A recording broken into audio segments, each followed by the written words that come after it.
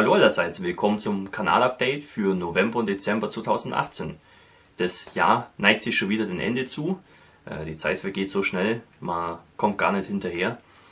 Und wie immer schauen wir uns an, was sich so alles rund um den Kanal tut, was ich auf der Werkbank habe, was ich mir so an neuen Bausätzen zugelegt habe und was für aktuelle Termine so anstehen.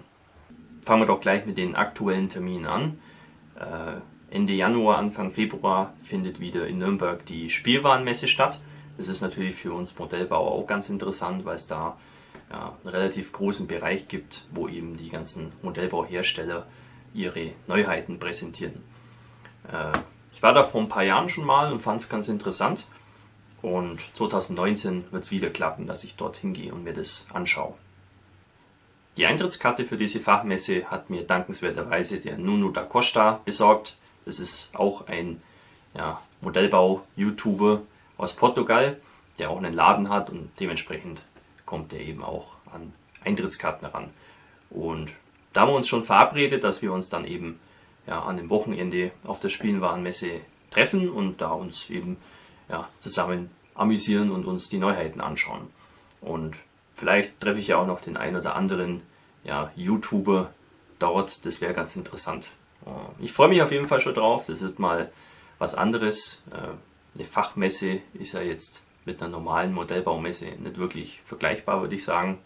Das ist schon ein bisschen was anderes. Ja, und die Neuheiten sehen mal so in live ist sicherlich auch ganz nett. Im November war ich dann noch auf einer Ausstellung in Frankreich, im Elsass, und zwar in Molsheim. Das war eine Ausstellung, um eben dem 100-jährigen Ende des Ersten Weltkriegs zu gedenken.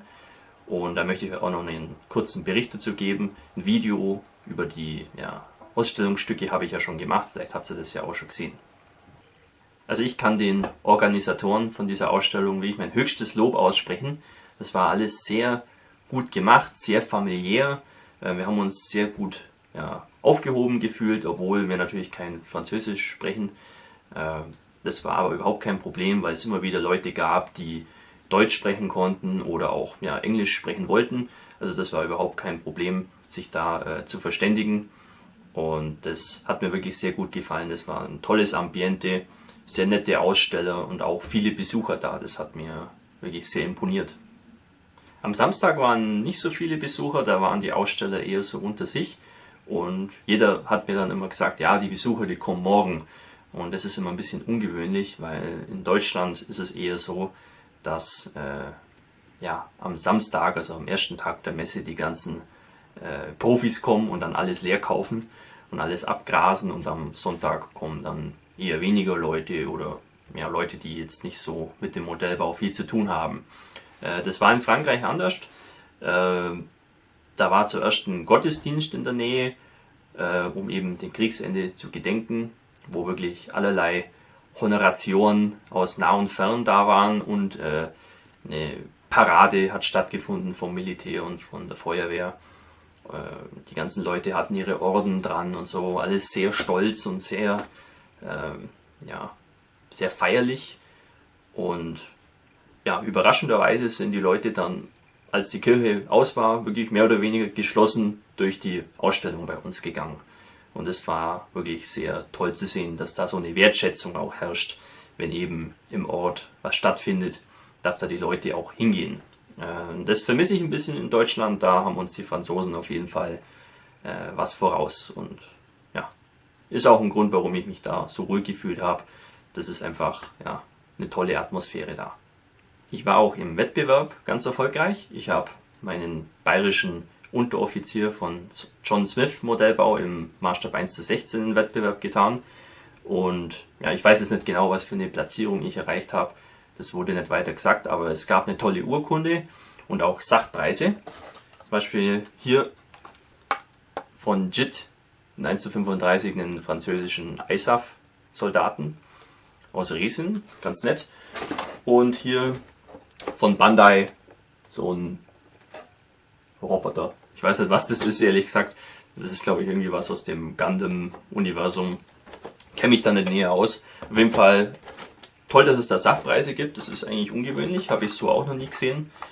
Normalerweise bekommt man da vielleicht eine Medaille oder oder eine Urkunde, aber die haben sich dann nicht lumpen lassen und haben uns tatsächlich auch Sachpreise geschenkt. Ich weiß noch nicht genau, was ich damit anstelle. Der ISAF-Soldat muss ich mir vielleicht mal einen französischen Radpanzer oder so zulegen. Und hier für diesen Roboter dachte ich mir, den werde ich vielleicht den Kindern spenden für den Modellbau-Workshop, den ich fürs Dorf hier mache im Sommer. Dann haben die schon mal einen Bausatz mehr, den sie verwurschteln können. Außerdem waren da auch noch einige andere Händler anwesend. Und obwohl die Messe wirklich relativ klein war, hatten die ein überragendes Angebot. Deswegen habe ich auch sehr viel gekauft. Zum Beispiel hier, fangen wir mit dem an. Einen Tannenbaum und Gebüsch von BSM. Das ist ein Hersteller, den ich nicht wirklich kenne. Aber die Qualität scheint zu stimmen. Der Preis war auch sehr attraktiv. Also dachte ich mir, warum nicht? Nehmen wir mal mit. Kann man immer brauchen. Dann gab es einige Zinnfiguren. Auch für einen guten Preis, wie ich finde. Zum Beispiel hier von FMB Naito einen Trommler. Hier in einer sehr actionreichen Szene, wo er gerade praktisch versucht, ein Schwert zu ergreifen in der Schlacht. Das ist eine Figur im 54 mm Maßstab. Eigentlich sind das alles hier 54 mm Maßstab Figuren. Dann hier von Masterclass noch einen Trommler, und zwar einen aus dem englischen Bürgerkrieg. Sieht auch ganz interessant aus. Und dafür habe ich auch noch die anderen Figuren gekauft, weil die passen da eigentlich ganz gut dazu. Und zwar hier noch einen englischen Offizier von Aetna Model. Der passt zu dem Trommler ganz gut. Und der Fahnenträger hier von Soldiers eigentlich auch. Also die drei, würde ich sagen, würden eine ganz interessante Szene abgeben für mein Bauprojekt zum 16. und 17. Jahrhundert. Und dafür habe ich mir die zugelegt. Das sind auch Sachen, die man normalerweise bei uns so gängigerweise nicht sieht. Die werden nicht so oft angeboten, deswegen habe ich da auch gleich zugeschlagen. Und bin da auch relativ billig weggekommen. Dann habe ich mir noch von AFV Club das Sonderkraftfahrzeug 11 zugelegt. Das ist mittlerweile ein recht seltener Bausatz, sieht man nämlich so oft. Und den wollte ich schon länger mal haben und die Gelegenheit war einfach günstig. Der Preis hat gepasst. Also dachte ich mir, jetzt oder nie. Und dann habe ich mir hier noch was gegönnt von Takom, der Panther A früh mit der kompletten Innenausstattung.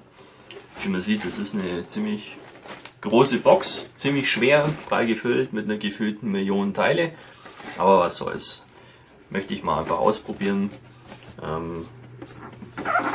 Warum nicht? Da fehlt leider das Zimmerritt, das werde ich mir selber machen. Das ist auch eine Sache, die ich selber noch nicht so beherrsche, aber ich werde es versuchen hier. Sobald ich mal dazu komme, das kann noch eine Weile dauern natürlich, aber das ist was, das möchte ich vielleicht im Jahr 2019 mal angehen, da diesen Panther zu bauen. Also ihr seht's, wirklich sehr erfolgreich in Mosheim gewesen. Hat einen großen Spaß gemacht und ich freue mich mal drauf, wenn das wieder mal stattfindet. Es wurde angedeutet, dass das dann 2020 wieder stattfinden soll, also in einem 2-jährigen Turnus, so in etwa. Da bin ich, wenn es geht, wieder dabei, weil es mir einfach sehr gut gefallen hat. Seit dem letzten Update haben mich auch noch 2 Spenden für den Modellbau-Workshop erreicht, den ich hier fürs Ferienprogramm mache, und das möchte ich euch natürlich auch noch zeigen. Die erste Spende kommt von Kevin, der hat auch auf YouTube einen Kanal über Modellbau unter dem Namen Dunhill 2005. Der hat ein paar Airfix-Bausätze springen lassen für die Kinder. Das ist natürlich ideal, weil die Bausätze relativ einfach sind und die Kinder da auch zu einem schnellen Ergebnis kommen. Da ist sozusagen die Frustration nicht so groß. Vielen Dank dafür, Kevin. Das ist eine tolle Spende. Du weißt genau, worauf es ankommt. Und ich freue mich sehr über deine Unterstützung. Und als Dankeschön, vielleicht habt ihr ja alle Lust, mal beim Kevin auf dem Kanal vorbeizuschauen. Den Link findet ihr in der Videobeschreibung. Die zweite Spende kam von Peter, den kenne ich aus dem Plastikmodellbauverein.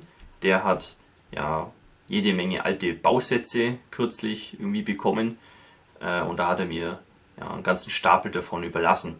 Da sind einige alte 1:32er und 1:48er Flugzeugmodelle dabei, teilweise von eher wenig renommierten Herstellern. Das ist aber vollkommen egal. Die Kinder, die kleben das so oder so zusammen und haben die größte Freude dran. Also das ist auch sehr gut und auch sehr großzügig natürlich. Vielen Dank dafür, Peter. Du bist auch ein ganz guter und es ist so schön zu sehen, dass mir für den Workshop die Bausätze auf jeden Fall nicht ausgehen. Auch ich habe Geschenke bekommen. Man merkt, es geht auf Weihnachten zu. Hier zum Beispiel vom Tactical Jackalope, vom Andy, einem langjährigen Freund und Unterstützer. Der hat mir von Itellery hier den Crusader Mark I zukommen lassen. Das ist so zustande gekommen. Ich habe auf Facebook mal rumgefragt, wer den Bausatz noch hat oder weiß, wo man den herbekommen kann. Für relativ wenig Geld, weil ich möchte ihn mal bauen. Da gibt es von Panzerart so ein recht interessantes Zuladungsset dafür. Und da braucht man halt den Bausatz dafür. Und nachdem ich dann nur gesehen habe, dass der Bausatz so für 40 bis 50 Euro so in eher zwielichtigen Quellen aufzutreiben war, dachte ich mir lieber, ich frage mal die Leute, ob die vielleicht noch was wissen. Und bis ich schaue, kommt ein Paket zu mir vom Andy, hat er mir den Bausatz aufgetrieben. Also vielen Dank, Andy, du bist echt ein Schatz. Immer wieder toll zu sehen, wie du mich immer wieder unterstützt und einfach so großzügig bist. Das ist wirklich was ganz Besonderes und ich weiß das sehr zu schätzen. Ein weiteres Geschenk habe ich von Alpine bekommen, und zwar vom Taesung Harms persönlich. Der hat mir ein Set mit seinen neuesten Figuren zukommen lassen. Vielen Dank dafür, das ist sehr großzügig von dir. Ich weiß das sehr zu schätzen, dass so ein bekannter Modellbauer mich auch unterstützen will.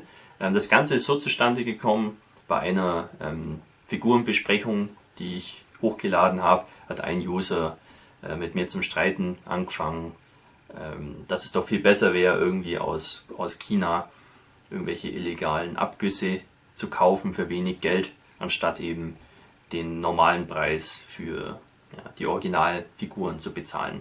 Und das hat eben der Taesung mitbekommen und hat sich da auch noch ein bisschen eingemischt. Das war sehr interessant. Und letzten Endes als Dankeschön hat er mir dann eben diese Figuren zukommen lassen.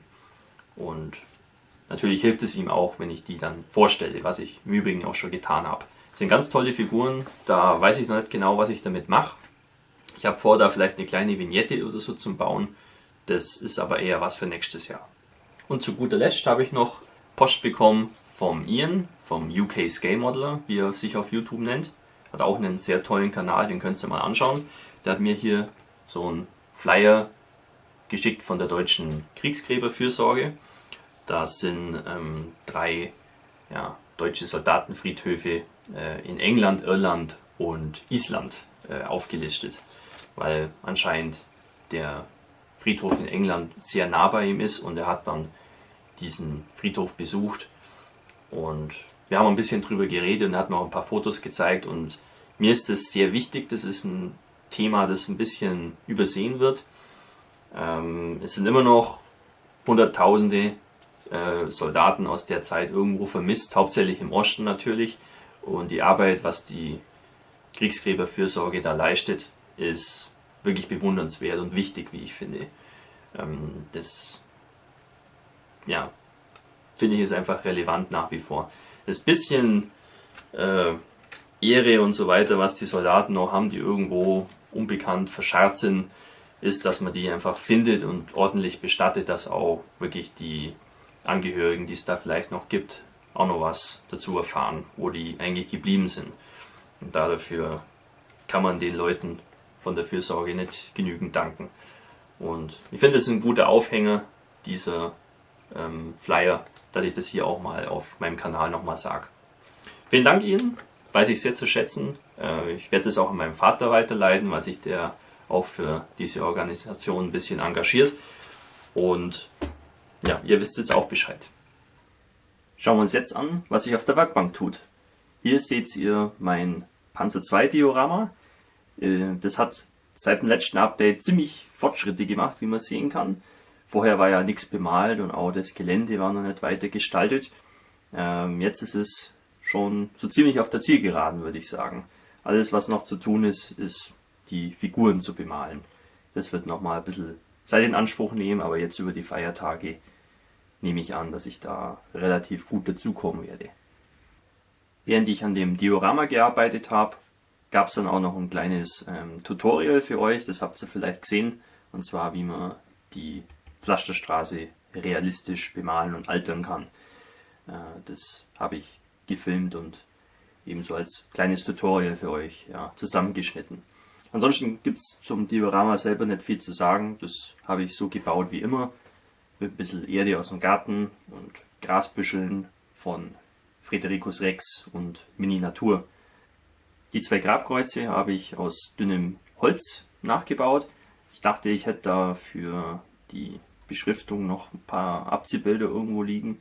Hat sich aber herausgestellt, dass die nicht so dafür geeignet sind. Deswegen habe ich die Namen und andere Angaben eben vorsichtig mit einem dünnen Filzstift draufgeschrieben. Ist nicht ganz optimal, aber besser habe ich es jetzt leider auch nicht hinbekommen. Und die 2 Panzermützen, die dann auf dem Kreuz hängen, die habe ich aus einem Dragon-Bausatz mir geklaut und habe sie innen noch ein bisschen ausgefräst und dann eben so aufgeklebt und bemalt.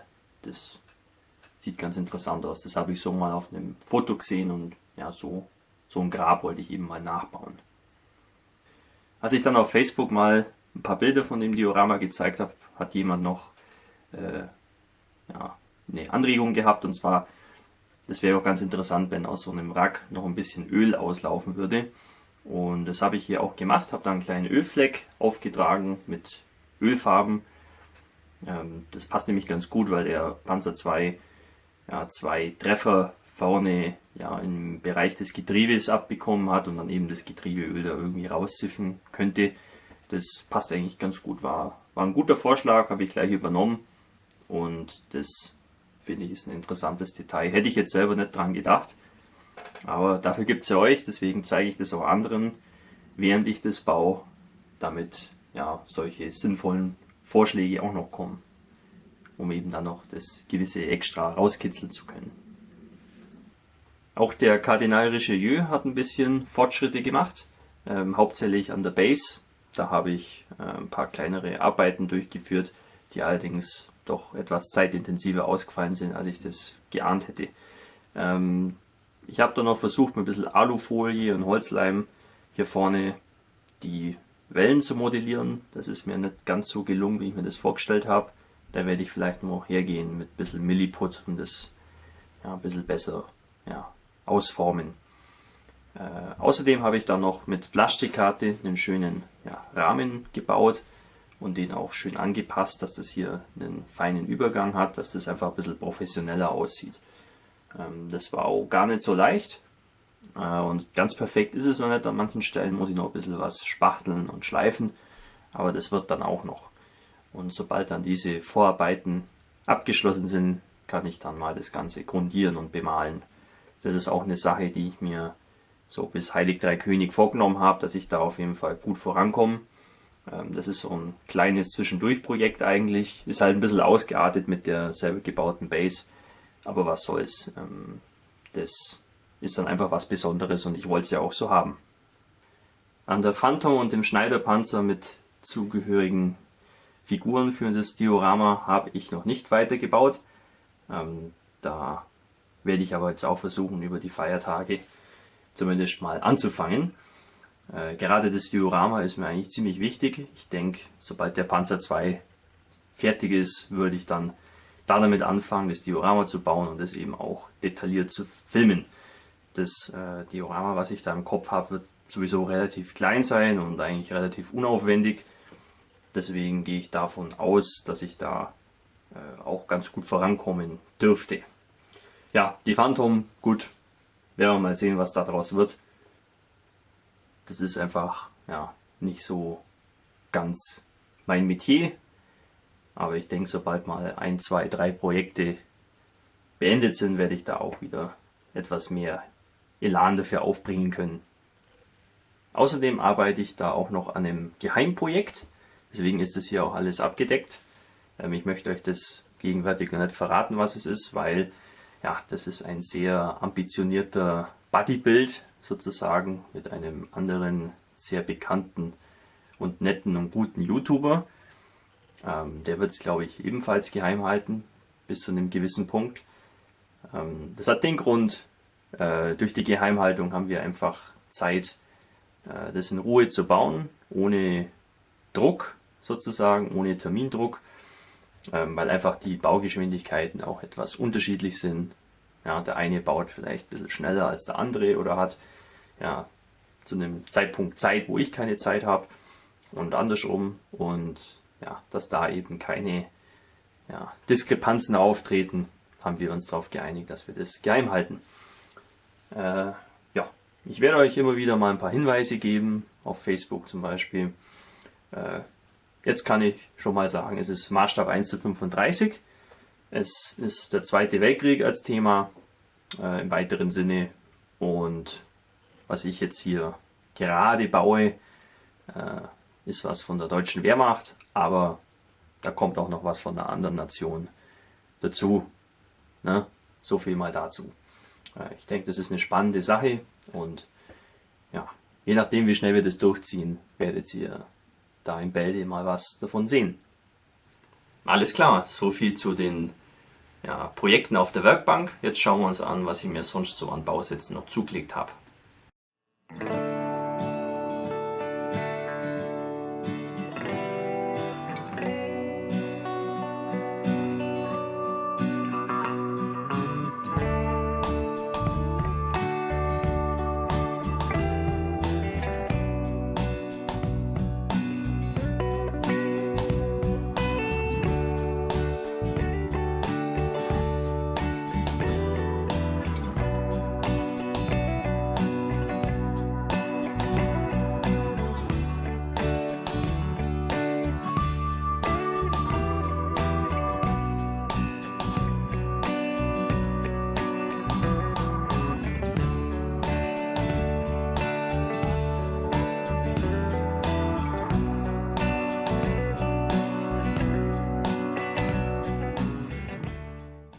Wie ihr sehen konntet, da waren ein paar sehr interessante und nette Sachen dabei, und wenn ihr gut aufgepasst habt, dann habt ihr vielleicht noch einen weiteren Hinweis bekommen, was das Geheimprojekt betrifft, an dem ich arbeite, weil ein paar Sachen, die ich da gekauft habe, die gehören da mehr oder weniger dazu.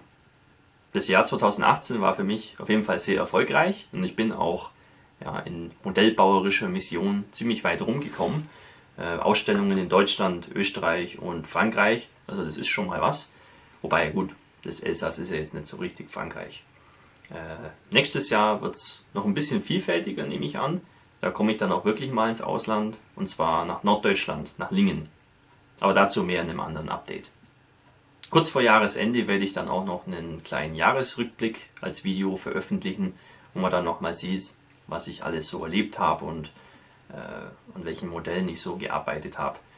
Da ist mir auch aufgefallen, dass die meisten Modelle, die ich so dieses Jahr gebaut habe, eigentlich für den Gruppenbau gedacht waren. Und es freut mich persönlich sehr, dass ich da nach wie vor die Zeit und den Elan finde, bei solchen Gruppenbauprojekten auch mitzumachen. Und ich möchte es auch in der Zukunft so beibehalten. Fürs nächste Jahr stehen ja schon einige Gruppenbauprojekte fest, und das wird sicherlich wieder ganz interessant werden. Ich werde da auch wieder versuchen, daran teilzunehmen und das Hobby und die Community dadurch auch zu bereichern. Soweit, so gut. Mehr gibt es nicht mehr zu sagen, außer frohe Weihnachten und den guten Rutsch. Wir sehen uns dann wieder im nächsten Video. Euer Hamika Barkas.